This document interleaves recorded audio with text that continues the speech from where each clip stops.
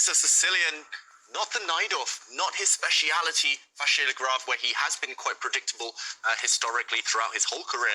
Instead, it's knight c6 on move 2, and Magnus doesn't go for any open Sicilians. He plays the more positional, the slower bishop to b5.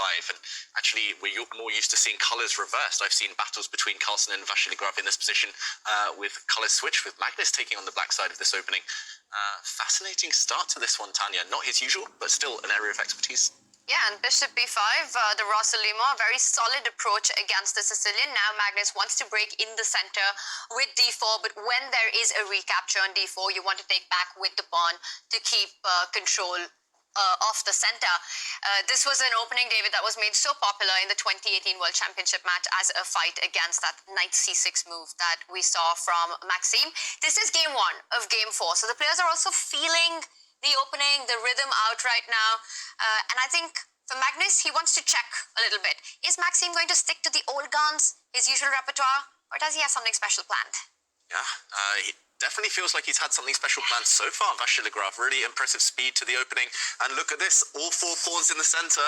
It's a really rare situation, this kind of Mexican standoff. Neither side wants to blink or flinch here, but you have to break that tension, and it looks like black is ready. Wow. Yeah, this is a bit of a face-off in the center, and Magnus decides to capture the e5 pawn, hitting that knight, so black has to recapture on e4, the other central pawn. Now, that pawn on e5, David, is a bit of a weakness. It is a target for black. Is it time to trade off that knight on c6? It might well be. Black has a clear plan, a clear potential threat just to take this pawn. Either you have to kind of take defensive action, and actually this might run into some tactics. I was going to say, maybe you just defend this pawn with a move like bishop to f4, but suddenly, bang, knight takes pawn, and a double attack. Another theme of the day, hitting the king, and this check will pick up white's bishop next. Black will have won a pawn. Interest in this little transition. So I think your move pretty much forced Tanya here. Bishop to f4 would be a huge mistake. First, just eliminating this knight. Not just that, but getting rid of this hanging bishop. I think he has to play it. Magnus pausing though. Oh, he finds another way. Finds another way. Okay. He's getting rid of this threat against f2. Yeah, he doesn't want to give up the bishop pair so easy. Now you can't take that pawn on f2, the tactics that you pointed out, because that white bishop on b5 is defended with the knight. On the other hand, Magnus himself starts attacking the center, the black central pawn on d5. It was hard to find knight c3, but of course Magnus does it, and when he does, I kind of like it more than giving up that bishop. Yeah, definitely. He is wrecking his own pawn structure slightly, Magnus Carlsen. If we see a trade of knights, isolated pawns do come back to haunt you potentially in future, but right now it looks like white's activity, white's dynamism more than compensates for that. The bishop comes out to f4, very nice square, or g5, hitting the black queen, and Magnus looks sleepy. What's going on with him? Magnus arrives at the game looking like he's just woken up, and has he gone into a bit of a power nap mode here? I know how he feels. It's been a long day of chess, but... oh, yeah. Magnus, yeah, this is strange. This is maybe means for optimism. Vacher Le Grave, do you think he has the camera on, seeing Magnus so sleepy like this? And I think for Maxime, if he does, that's a good sign, because once you get this feeling that your opponent, your rival is not fresh enough, it's time to strike early. You can start looking for those opportunities. And very often Magnus in his interviews has actually said that his opponents don't take advantage of that early opportunity, of that early momentum. So if Magnus does become a bit sleepy or give those chances to Maxime, he needs to be up for it. But yeah, wow, what's going on with Magnus there? Yeah, the sudden reaction, very strange behavior here. Maybe not liking his position, maybe it's not the fact that he's tired, maybe it's just a lack of enthusiasm for the position because Vacher Le Grave came so well prepared. But either way, I think your point is really essential here. You have to strike Magnus early. Was that a yawn? Covering his eyes here. I think he hates his position this much, or he... yeah, something's up with Magnus. Yeah, David, you're his good friend. Do you know something that we don't? No comment, Tanya. But either way, black has a good position, and the fact that Magnus isn't enjoying it, yeah, really surprising. You have to hit him hard, though. You have to hit him fast before he wakes up, before he perks up, and starts kind of going up the gears, getting into top form. If Magnus takes the lead in this match, I do fear for Maxime's chances. Maxime doesn't have the kind of must-win opening repertoire that some of the other top players have potentially, but he does play the move queen to b6, so similar to an idea we pointed out this hit on the f2 point, and some tactics, some tricks in the air. Yeah. White has to be a bit careful here. Yeah, because you're hitting that pawn on f2, but not just that. You're also hitting that knight on c3, which is a key defender for that bishop on b5. So a multi-purpose move, and the first natural response that came to my mind, David, was to develop that bishop on c1, get it to e3 to stop that threat of queen f2. But I think the problem here is that black has the intermezzo of capturing on c3 instead of running away with the queen. And after all these trades that we see with white capturing the queen on b6, black recapturing the queen on d1, you actually end up with an extra piece, and it all works out in black's favor after picking up that bishop on b6. So queen b6 does require Magnus to slow down and calculate a few lines. The first question, how do you fight this threat? And Magnus answers it, develops his queen to e2, not only defending the f2 pawn, but the bishop on b5. Yeah, anything black can do, white can do as well. Black attacks two pieces with his queen, the f2 pawn, the b5 bishop. So white's queen says, okay, it's time for me to start work, and defending f2, defending b5. Multi-purpose move there. I'm just wondering when this pawn is going to drop off the board. I don't think it can be captured right now because white has a big threat of knight takes d5. So black either has to eliminate the attacker of that pawn by trading knights. We said this maybe favors white because suddenly black's most active piece has disappeared, or black has to just up sticks and bring his bishop out just to defend this pawn in the center. So keep the tension or break the tension. That's the dilemma for Maxime Vachier-Lagrave. I like this. I like the concept of keeping the tension. Also, Maxime, his middle name is Chaos, is Nerves. It's actually Vachier, but it could very well be Chaos because we've seen the kind of chess he plays. But David, just looking at this natural developing move that you pointed out, bishop to e6, it would mean that you have to calculate all these lines where what happens if white was to trade one set of knights on e4, then the other set of knight on c6. But instead of going into any of that, he chooses a different approach of defending the d5 pawn with the rook. But the question still remains, what happens if white was to capture on e4, then the knight on c6, and then the pawn on e4? Yeah, it does in essence look like a pawn sacrifice. And just to follow that variation you were mentioning, Tanya, knight takes knight here. The white bishop now has to take the black knight. There's no time to take this pawn in the center, remember, because the white bishop would hang. The white queen needs to defend its bishop. And if we follow this line right to the bitter end, then we would see a trade of queens. And at the end, black would give a check. And the problem for white is, yes, you can stay a pawn up. You can move your king off the back rank, but you're tied down forever on the first rank. White's bishop is pinned to the rook. I don't think you can ever break this bind. Black's bishop will come out, black's rook will come to attack, and maybe even win this bishop. And the alternative, the only alternative, would be a sad retreat, whereupon a trade of rooks would allow black to regain the pawn. And we talk about the might of the two bishops quite regularly at top level because it is decisive here. Black's bishop is so strong on this diagonal, soon joined by its counterpart on f5, and I think the might of these two bishops, for example, okay, I'm not going to lose a pawn, but let's say in a position like this, it's just overwhelming. White's two pieces cannot fight, especially on the light squares, and black would have a decisive advantage. So, yeah, long variation. Magnus will realize it's a wrong variation right now, going for all of those trades. But what else to do? Maybe it is time to develop this bishop still sleeping at home. Because with that last move that Maxime just made, now it's a big threat to actually capture the pawn on e5. He's defended his own pawn on d5. So knight e5 in the air. Again, two options, right? You develop your dark squared bishop to f4 to defend that e5 pawn, or do you give up your light squared bishop on c6? I do like bishop f4. I like my bishop pair. Yeah, me too, Tanya. I'm very biased towards the bishops. One of my strengths, but also one of my big weaknesses in chess. And bishop takes knight would give a healthy position, but it would also part with the bishop pair. Let's allow Magnus to decide on this strategically. Do you feel he's woken up?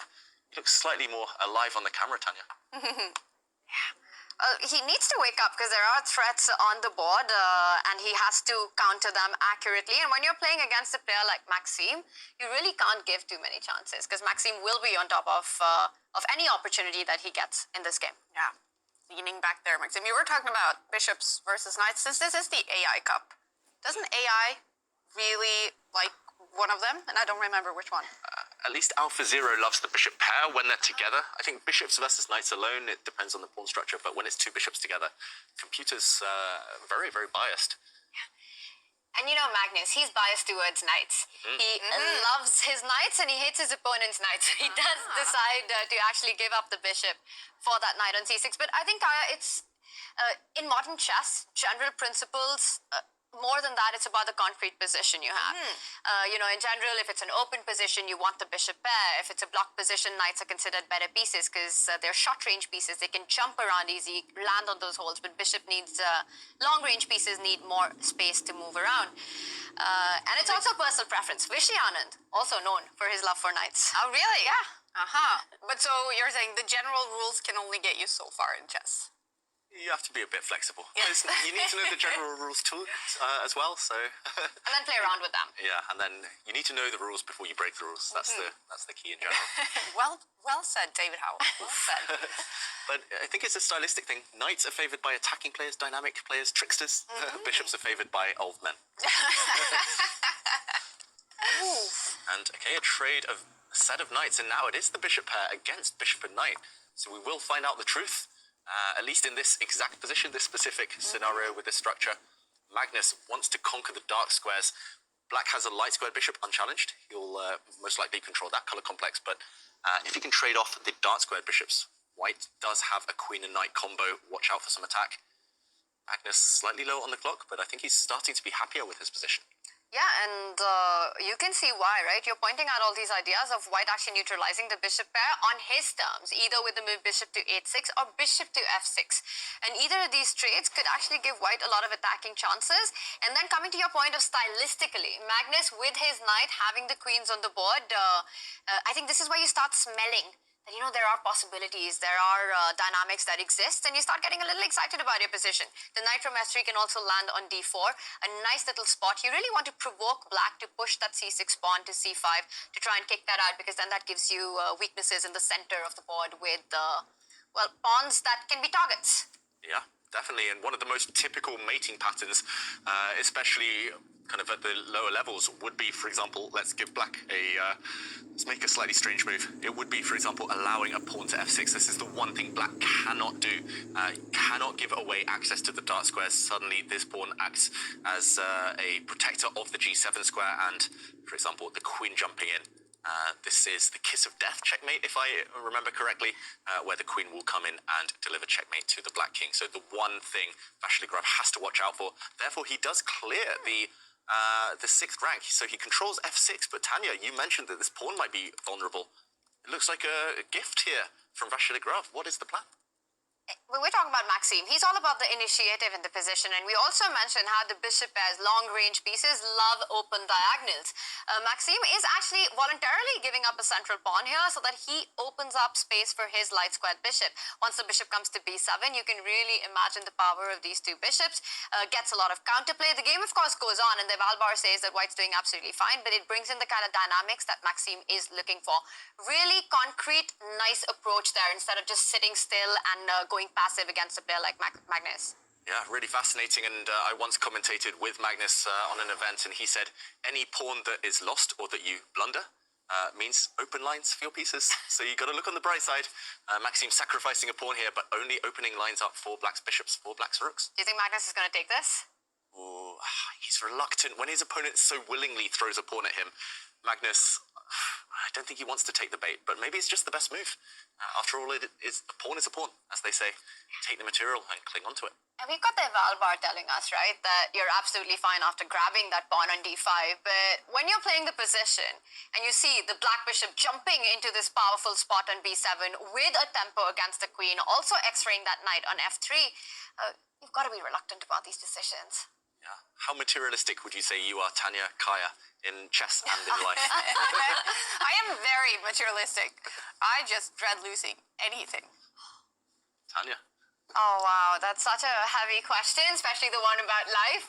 But I think on the chessboard, I'll be honest, David, if this was a position in my game, I don't think I would take on d5. I would probably try and look for ways to actually trade off those dark squared bishops. So either bishop 8-6 or ideas like queen to f4 and insisting on bishop f6.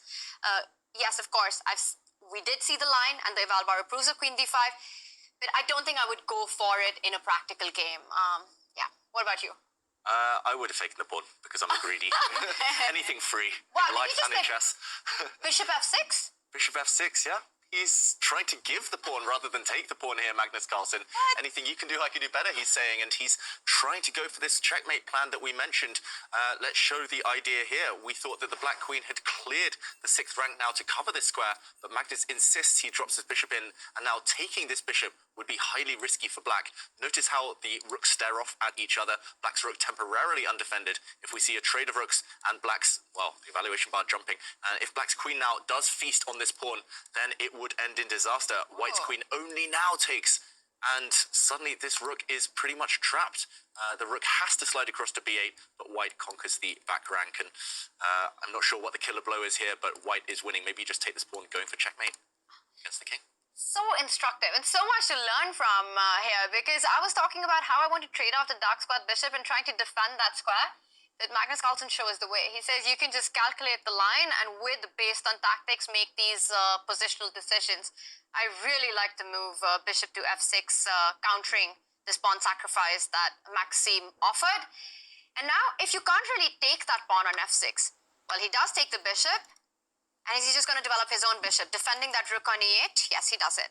Yeah, connecting rooks. I was going to say the most satisfying move in chess is a move your opponent thinks they have stopped, and then you play it anyway, and they're like, whoa, that's not possible. But Maxime, of course, recovers very quickly, and he defends. Now the threat is on to take this pawn. He's covered his back rank. Always cover your back rank in chess. That's the most important. Any chance that white, very far advanced pawn, will survive?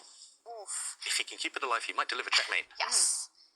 That's a dangerous pawn on the board. And also things work out for black here because another mating pattern, as you said, kiss of death, queen on g7, is queen and knight combining to give a mate on h7. But the good thing for Maxime is that if white actually jumps to h6 right now, you can capture the pawn on f6 because knight g5, David, is met by the queen coming back and defending the king side, keeping everything together. Yeah, the king and queen. A queen is the best defender if she's able to participate in the defense, and this would end in disaster for Magnus Carlsen. So his fractured pawn structure, this pawn we talked about on f6, is either very good or it's very bad. So Magnus has to maybe just keep it intact. I don't know if you should maybe just defend this pawn, keep it alive for future attacks.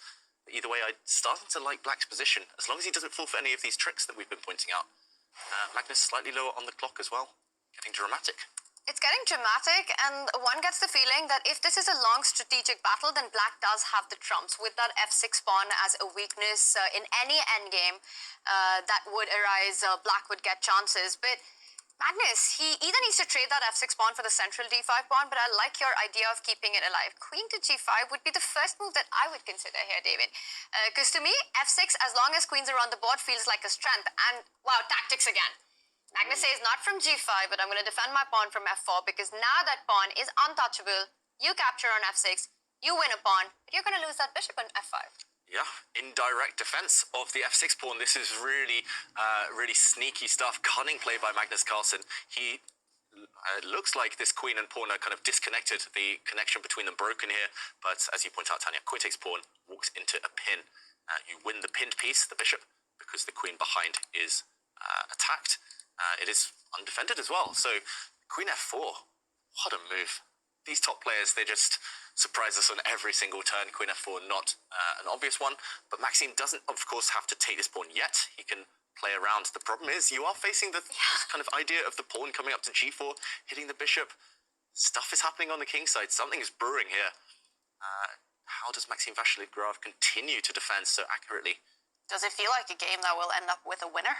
It feels that way at the moment. A draw still kind of a distant dream for both players. Any endgame would favour black because a bishop is better with pawns on both sides of the board. We saw in the last game between Jan Nepomniachtchi and Firouzja that a knight struggles when there are pawns on both flanks.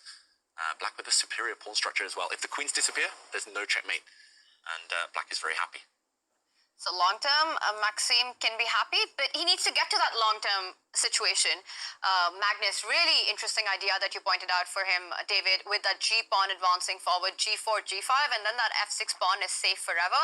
And we can imagine the queen landing onto that h6 square from that h4 point.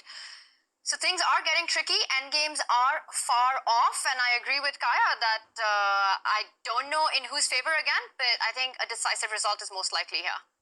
Yeah, and these two, I mean, I remember them playing against each other 20-odd years ago. I mean, I sound like an old man there, but they always seem to have these really fascinating battles where both sides seem to be playing for a win.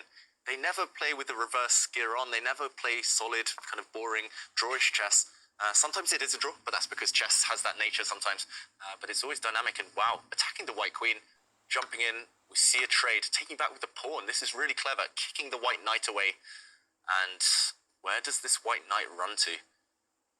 Not an easy decision. This knight has 5 or 6 very logical squares. Is Magnus going to jump forward, jump back, jump to the side of the board? Maxime, he's just trying to trade off pieces now to solidify his king. Complicated position still, Tanya. What do you think here? Really complicated, and the more you look at it, the more you realize how difficult it is to actually make a decision with the knight. The most natural looking square, e5. You want to get to the center of the board. But I think that there's a problem with that, David, because once you put your knight on e5, it might be possible for black to actually capture the pawn on f6, because now your knight on e5 is hanging in several situations. And also notice the tender pawn on c3. So if you go g4 with the initial idea, black can start targeting that knight on e5 with the move rook to e8. You take f5, I take e5. If you move the knight away, my queen gets out of the pin with a tempo, winning the c3 pawn. Yeah, and okay, maybe not grabbing the pawn yet, just because of rook to c1, hitting the queen, then taking the bishop. But I think your exact idea is correct here, Tanya. There might be ways to finesse this. At the very least, you get out the pin, maybe by hitting this knight. It's just complicated, and I think both players are calculating this exact variation right now, because as you mentioned, Magnus would dream of putting his knight on such an active central square. That's where knights belong, in the middle, where they control 8 nice squares there. But tactically, if it doesn't work, you just cannot get away with it, and then you might have to retreat, for example, or might have to land on the edge of the board, or something slightly less desirable. Yeah, and knight d2, knight h4, not as desirable. The other move that I would be considering is knight to g5, again to try and continue the attack, but it does feel like there should be tactics working for black. Do you see anything here, David, after knight to g5? Oof. Putting me on the spot here. Oh, yeah, it's not an easy question, and I was expecting the eval bar to drop really low because knight g5 feels loose, but maybe it's still fine. You're consistent. You're going maybe for checkmate in the next few turns. This does look pretty scary, and again, it all rests on the fact that whether black can take on f6, eliminating the key attack of that pawn. If white steps forward now, then tactics here. No, I was thinking queen c3, but I always forget that you've got this move rook to c1, hitting the queen and the bishop. Yeah, next move, I will pocket this bishop. Maybe it's just, again, like you said earlier, a counterattack against the white knight. And now if the knight just drops back, takes this pawn, for example. Ooh, what next? Maybe queen to h4. I mean, this is crazy. Just pinning and clinging on. Wow. What a position this is. Yeah, this one could go either way. These moves are not easy. We're having to pause here. We're hesitating because it's so tricky. These tactics are unique, very rare, these types of patterns. And that's why Magnus now dropping down to 3 minutes. Anyway, he's less than... Maxime has got twice the amount of time on his clock. Struggling to say things here. But for Magnus, he has to take some big decisions under 3 minutes, and it's quite a messy position. I think for Maxime, it's a bit of a dream start. Definitely. If he continues to keep this high pace, whoa, knight to e5, we thought this was really risky. But yeah, Maxime keeping this high pace and calculating so well so far, using that maths degree, working out all the tricks, tactics. Will he take on f6? I think he will. What's he going to go for? If you don't, then suddenly white does whip up quite a promising attack. Maybe you could start by bringing the black rook to the center and then try and take that pawn next move, but he goes for it. And look at the speed, David, with which he took. He's just calculated everything. And Magnus has as well, because he immediately responds with knight g4. That does invite black to capture a second pawn. It does. Magnus used this move knight to g4 yesterday in his successful win against Jan Nepomniachtchi in a different scenario, of course, but now he's attacking the black queen, aiming for some checks. We talk about queen and knight as a attacking combo, but is it worth 2 pawns? I think he's got to go for this. Let's jump in again. Right now, there is tactics. There is chaos on the board. This one is far from a draw because black could go 2 pawns up, hitting this rook in the corner as well. I don't know if white moves the rook. I guess you can. You can also flick in a knight check first, but most likely you have to defend the rook and gain time against the black queen. This is on the board right now. The black queen can choose a bunch of different squares if she centralizes. White's idea is to check. Next move, take this bishop, and we'll get a position such as this one. You're calling it out. It's happening on the board. Queen d4 played, knight h6. Maxime will step up with the king, and that exposed king will give Magnus enough compensation. The dream would be a rook lift to get into the attack, but notice how the black queen controls key squares for the white rook not to be able to do so. Aha. Yeah, centralized queen covers everything. Look how strong she is. She might even defend later on along this diagonal. So black's queen keeping the white rook caged. White can give a check, but it won't be enough. The black king just running. And black is still a pawn up, even if white takes on f5 next move. Why is Maxime thinking here? Good question, Tanya. Is he? What is he considering? I think he'll move his king up, but he might be just sliding it across to f8. Yeah, odd time to start thinking maybe he's just looking deep into the future. And okay, he eventually does play the move we were expecting. And Magnus will now capture this black bishop before the opportunity disappears. Good air quality for Magnus. At least he's perked up. It feels like he's slightly less lethargic than he was a few moves ago. And king to h8. Nice hiding spot. Now the f7 pawn is hanging because of that check that Magnus just gave, forcing Maxime's king to that h8 square. So queen f7 is a threat. And not just the f7 pawn, the c5 one as well weak. Who would you pick here, Tanya?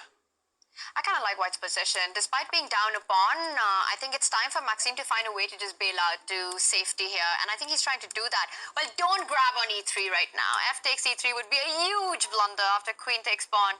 You're going to end up losing a rook. Yeah, double attacks. Do not take on e3 if you're Magnus Carlsen. Or anyone. Or anyone. But what else to do? How does Magnus guide this game towards safety? Remember, he's still a pawn down, and if you can't take this pawn, it might continue advancing down the board. Yeah, but I don't know who's playing for a win or who's playing to bail out over here anymore. Yeah, I love this comment from the Twitch chat. It feels like Magnus has been preparing traps, of course, but Vasiligraf setting traps too. Both players just playing really high quality chess here. The bar, despite how complicated it's been, it's barely moved. Yeah, that's true. It's been in the center the whole time. Really high accuracy, I bet, from both players, and pawn to e3 on the board. That's such an instructive moment by Maxime to play this move, to make sure that you use this opportunity to open up your opponent's king for that counterplay. Also, he can think about getting that rook from a8 to g8 at the right moment to build more on this attack. But e3 right now, Magnus touching the 1.5-minute mark. And he's got a big decision to make at this point. That must be uncomfortable also with that black queen just eyeing up everything in the center of the board there. That's awesome, Kaya. Yes. I would be very uncomfortable with the white pieces here. And yeah, Magnus, just you. he's burnt more than half of his remaining time on this one move. He's about to drop down to around 1 minute, and I think he might have to let a black pawn sit on the second rank. This black pawn, of course, is taboo. You cannot capture it, so you've got to let it advance. And how to escape here with a draw? He takes the f7 pawn, and what happens next? Is this black pawn going to continue marching down the board? Look at the interest that's been piqued by this last move in Vasiligraf. Suddenly, head in hands, calculating mood, and pawn to e2, or do you take on f2? I think if you take on f2, you're just releasing a lot of tension. I think Magnus is hoping for that decision. But if Maxime goes for e2, he's going for more. That is ambitious play. And that's the big decision. What does Maxime want right now? After e2, queen d1 is a huge threat on the board. You want to try to queen that pawn with this tempo. So I think white will be forced to bring the rook to the defense, to the central square of e1. Notice how black's queen is also tied down to defending his own, her own king on h8, controlling that diagonal. But this gets really complex. Moves like queen e5 keep the tension here. Yeah, queen e5 defends the pawn, keeps this diagonal covered, so no check still. And next move, the black rook is coming, and defending this pawn, to me, this is quite attractive for black. It feels like white maybe is able to make a draw, but white at least has a passive rook. So white is the one fighting for equality. He's going to go for e2. You think he is? It's going to happen, David. Play for the win. That's what we want to see. Pawn takes pawn here would allow the white queen to recapture, and most likely here we would see a drawn endgame. For example, if black moves the rook, rook b8, rook f8, and this game would likely end in a draw after the queens come off on the next turn. But Vasiligraf can be more ambitious here, and he's got half an eye on the clock. Surely push the pawn, Maxime, play for the win, entertain us. And it just feels like not just playing to the galleries, but also a move that's very objective in the position. You keep that pawn alive, you keep your chances alive. And this is the thing, right? When you're playing against Magnus, you've got to take these gutsy decisions. for those opportunities. And I think Magnus right now probably hoping a little bit that Maxime bails out with pawn takes pawn. So that's what we're looking for now. Yeah, it's all about that black e-pawn. We're expecting it to move. If it moves down 1 square to e2, 1 square closer to promotion, that means Maxime is all out for the win. If he trades off a set of pawns, most likely this game will fizzle out. But the only downside for Maxime is the black king is so open, so weak. The temptation to get out of the game with a draw must be high. But he plays for the win. He keeps the tension. But David, this last move, rook to g8, wow. Okay, so you still can't take on e3? Because then you just lose the rook or end up getting checkmated? Wow, rook g8.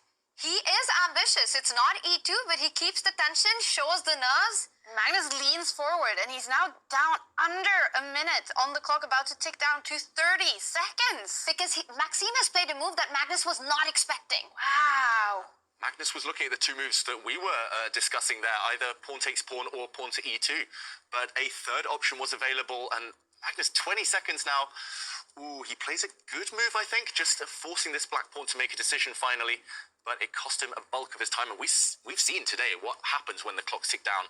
Even in the most simple of positions, blunders do occur. So, okay, he's trying to force the black pawn to trade off. Maybe it's still safe enough for Magnus. This last move was key. Yeah, because now there's just really no way to go e2 anymore. And that's a nice trick because, I think we should show that, David. You can go e2, setting up a trap of your own that if white was to capture on e2, you've got queen d1 check. But the reason the eval bar stays level is that white has got a perpetual with queen f6, queen f8 at the very end. So it's really not possible for black to get ambitious anymore with that pawn push, and I think Maxime has taken a decision. The other one of simplifying with capturing on f2. Yeah, and most likely now this game should fizzle out towards a draw. Still some imbalance because white has a 2 versus 1 advantage on the king side, whereas black has a passed pawn on the c-file. But now we see queens forced off the board, rook f8, forces queen trade due to this pin, and who is going to profit from this endgame? It feels very, very level here, and we are expecting 2 endgame greats like these two to get a draw eventually. But what a first game, though. It seems that this will be an intense battle between two fantastic players here in the winners' final. This is only game 1 out of 4 rapid games in this matchup to decide who is the winner in the winners' final and goes straight through to the grand final to be played on Friday. Is there any chance for a win here for any player, or is this just going to be a draw? It is an endgame, it is Magnus. Yeah, but it's also Maxime. It's also Maxime, and especially in endgames where Maxime can calculate, or he can, where it's kind of very mathematical, where it's forcing and it's kind of very kind of clear objective evaluation, he knows exactly what to do. If it's more maneuvering kind of type of positions, slower type of positions, maybe that favors Magnus, but this one is just a dead draw with rooks on the board, level number of pawns, should be a draw. I say it quietly because it's Magnus. It should. But do you see in Maxime's play, and this is just a general question then about Maxime's play, but do you see in his style that he is a mathematician?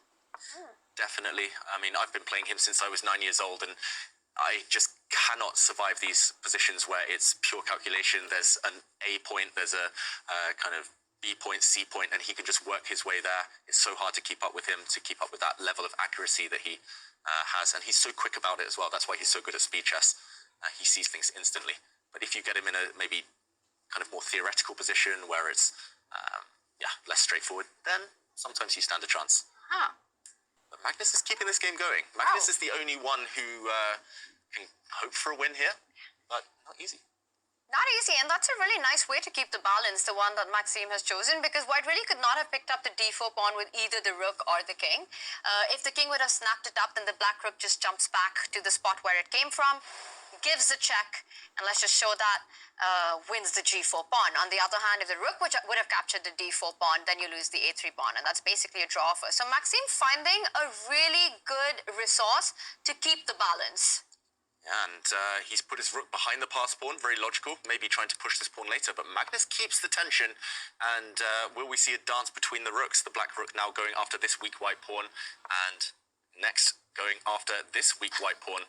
Feels like this game should still be a draw, but wow, Magnus, is he going for the black H-pawn? He is. He's really gambling now, Magnus Carlsen. He's allowing the 2 black pass pawns on the queen side to live because he wants his connected pass pawns on the other flank. And suddenly this is not an obvious draw anymore. And seconds on the clock for both players now. This is getting into spicy territory. Oh, well, What a Maxime move. gives up his rook. If the white king takes the black rook now, black's pawn would have made a new queen.